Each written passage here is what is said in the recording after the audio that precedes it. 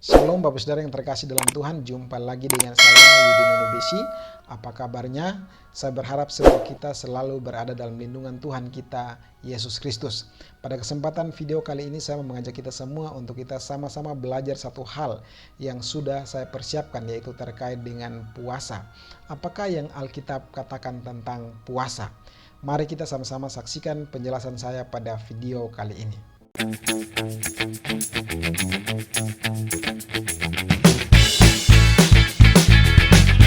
Untuk memahami konsep puasa yang diajarkan oleh Alkitab, maka pertama-tama kita harus memulai dulu dengan menyingkirkan konsep puasa yang diajarkan oleh dunia ini, baik itu zaman sekarang maupun zaman dulu. Yang pertama, kita perlu menyingkirkan konsep puasa zaman sekarang, khususnya di dalam kaitan dengan alasan kesehatan tubuh yang kita jumpai di dalam dunia medis ataupun dunia kesehatan. Kita pun perlu menyingkirkan konsep puasa yang diajarkan sebagai bentuk protes dari sekelompok orang atas otoritas-otoritas yang lebih tinggi.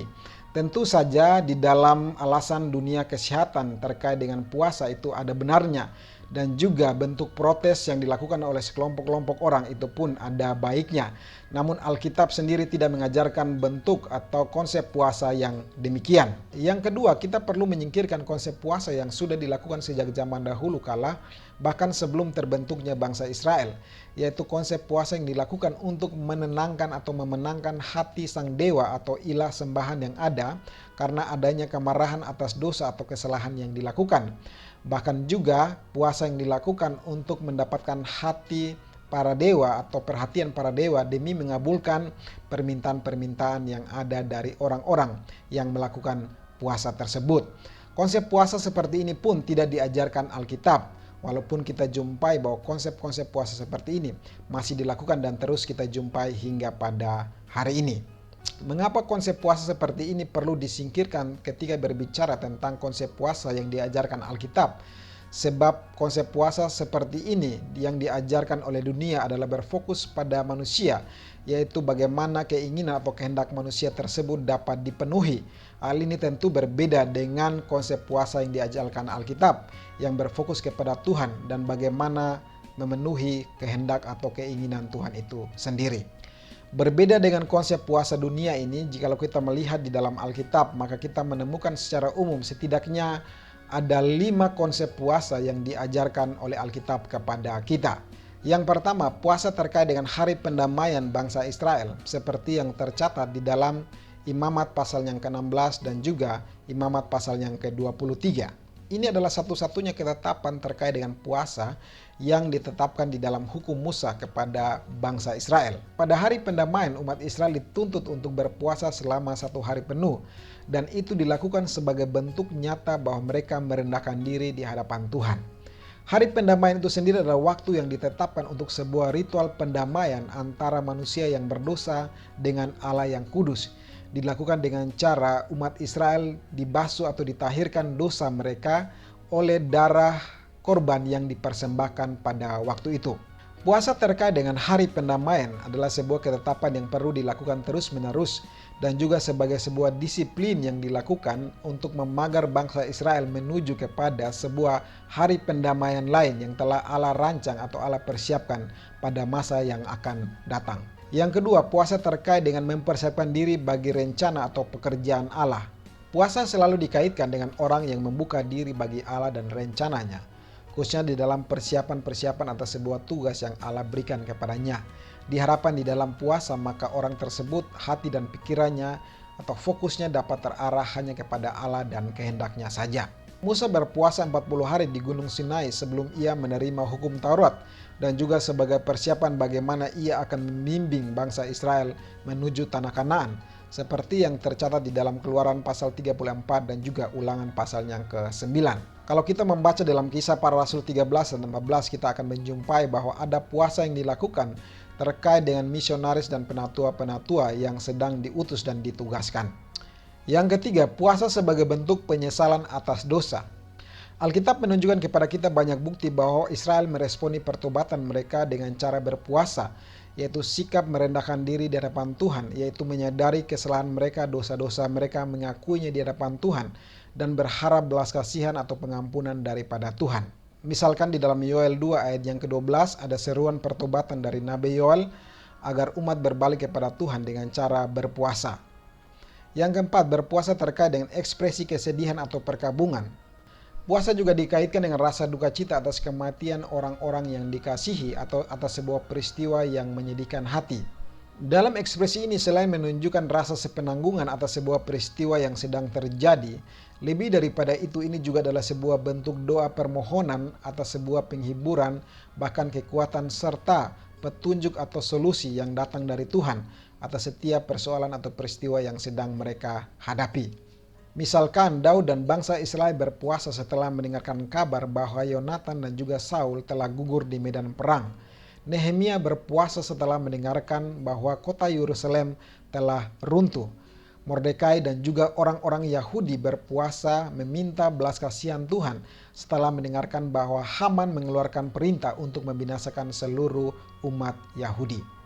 Yang kelima atau yang terakhir, berpuasa sebagai bentuk disiplin rohani dan juga kesalehan hidup. Puasa juga dihubungkan dengan bagian disiplin rohani daripada anak-anak Tuhan, khususnya kepada penyangkalan dan pengekangan diri agar tetap berada pada jalur panggilan Tuhan. Namun pada kenyataannya dalam praktiknya yang kita jumpai pada umumnya apa yang dianggap sebagai bagian disiplin rohani justru meleset kepada praktek kesalehan hidup. Dalam hal ini adalah mencari perkenanan Tuhan agar dapat dikasihi ataupun diselamatkan. Di dalam Lukas 2 ayat 37 di sana dikatakan bahwa ada seorang nabi yang bernama Hana. Ia melayani Allah di bait suci siang dan malam, dan dikatakan bahwa ia selalu berdoa dan juga berpuasa. Ini adalah bagian daripada disiplin rohani daripada anak-anak Tuhan. Namun pada sisi yang lain kita juga menemukan di dalam Lukas 18 ayat 12 yang adalah bagian perumpamaan Yesus yang menyatakan fakta nyata terkait dengan kehidupan orang-orang Farisi, menunjukkan bahwa orang-orang Farisi dalam satu minggu mereka berpuasa selama 2 kali, dan itu dilakukan untuk mendapatkan kesalehan hidup, yaitu untuk mendapatkan upah atau perkenanan daripada Tuhan. Berdasarkan konsep-konsep puasa yang ada dalam Alkitab, maka kita bisa mengatakan bahwa puasa itu sendiri adalah sikap mengekang dan menahan diri dari segala macam keinginan fisik manusia, khususnya dalam hal makan dan minum, tetapi secara otomatis juga segala keinginan fisik yang terkait. Dalam hal ini adalah memfokuskan hati dan diri kepada Tuhan dan juga rencana bahkan kehendaknya di dalam kehidupan manusia. Karena itu berdasarkan konsep-konsep puasa yang ada dalam Alkitab, saya menarik beberapa prinsip atau poin penting yang bisa kita terapkan di dalam kehidupan pribadi kita dan juga di dalam kehidupan komunitas kita. Yang pertama, puasa itu sendiri tidak diperintahkan untuk dilakukan sebagai ritual rutin bagi gereja. Sebab satu-satunya yang kita temukan sebagai sebuah perintah adalah kepada bangsa Israel, dan itu terkait dengan hari pendamaian seperti yang tercatat di dalam Imamat 16 dan juga 23. Dan apa yang kita pahami terkait dengan hari pendamaian itu telah digenapi oleh Yesus Kristus pada kedatangan yang pertama, yaitu dia datang untuk memberikan karya pendamaian antara manusia berdosa dan juga dengan Allah Bapa yang di surga. Hal ini bisa kita bandingkan sesuai dengan apa yang tercatat di dalam Markus 2 ayat 18 sampai dengan ayat yang ke-22. Yang kedua, walaupun tidak ada perintah untuk gereja lakukan puasa secara rutin dan juga terkait dengan hari pendamaian yang telah digenapi di dalam Yesus Kristus. Namun jika kita melihat kepada konsep-konsep puasa lain yang ada di dalam Alkitab, maka itu sangat bermanfaat dan sangat berguna bagi kita jika kita melakukannya. Saya percaya bahwa tidak ada yang salah ketika kita berpuasa dalam rangka mempersiapkan diri untuk sebuah pelayanan atau pekerjaan yang kita tahu fokusnya untuk kemuliaan Tuhan. Dan tak ada yang salah ketika kita berpuasa dalam rangka bentuk penyesalan akan dosa-dosa tertentu dan komitmen untuk meninggalkannya. Begitu juga sebagai respon atas peristiwa-peristiwa yang menyedihkan hati dan butuh penghiburan atau kekuatan daripada Tuhan, serta bagian daripada disiplin rohani sebagai anak-anak Tuhan. Yang ketiga, Yesus sendiri tidak melarang berpuasa, bahkan ia sendiri berpuasa sebelum ia menjalani misi pelayanannya di dunia. Dan ia juga mengajarkan bagaimana sikap berpuasa yang benar yang dikehendaki oleh Allah, seperti yang tercatat di dalam Matius 6 ayat 16 sampai dengan ayat 18. Dalam hal ini kita perlu menghindari sebuah persoalan besar di dalam berpuasa, yaitu sikap kemunafikan dan juga sikap self-center, yaitu puasa untuk dilihat dan dipuji oleh orang lain, dan juga sikap berpuasa yang masih berpusat pada diri dan bukan berpusat pada Allah dan kehendaknya. Yang keempat, hal ini berarti bahwa kita berpuasa bukan karena sebuah kewajiban agama atau hanya sekedar untuk membandingkan diri dengan orang lain atau bahkan dengan agama-agama lain.